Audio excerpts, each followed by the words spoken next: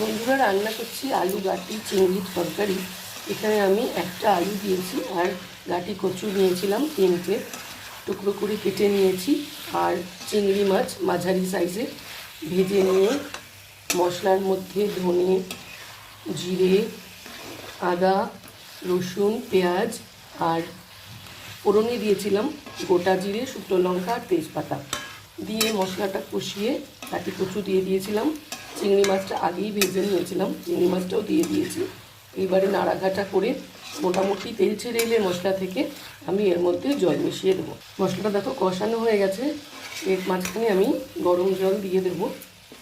একটু gravy gravy তরকারি হয়, অসাধারণ টেস্ট হয়। নিশ্চয়ই তোমরা রান্না করো। আমরা গাটি কচু চিংড়ি দিয়েই খাই, এমনি নিরামিষও রান্না করা যায়। একটু কাশ্মীরি লাল লঙ্কাও দিয়ে দিয়েছিলাম, কালারটা খুব ভালো আসে। দেখো বন্ধুরা, কালারটা কি সুন্দর এসেছে। মশলা থেকে তেল ছেড়ে এসছে, দিয়ে দিচ্ছি গরম জল।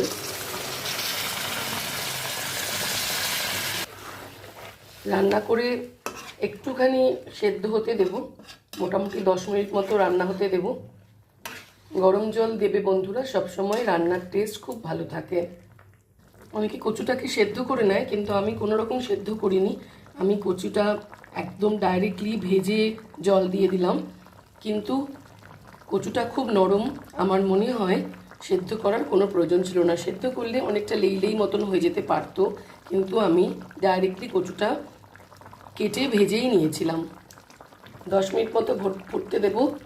10 মিনিট হয়ে গেলে এটা ঢাকা চাপা দিয়ে খানিকক্ষণ 5 মিনিট মতো আরও রেখে দেবো। ফুটতে স্টার্ট করে দিয়েছে, 10 মিনিট ছেড়ে দিলাম বন্ধুরা। 10 মিনিট হয়ে গেছে বন্ধুরা, দেখো পুরো জল শুকিয়ে গেছে। অপূর্ব স্বাদের গাটি কচু চিংড়ির তরকারি রেডি। গরম গরম ভাতের সাথে খুবই ভালো লাগে খেতে। তোমরা নিশ্চয়ই বানাও, যারা বানাওনি তারা একবার বানিয়ে দেখো, বারবার খেতে ইচ্ছা করবে এই রকম আলু চিংড়ি গাটির তরকারি।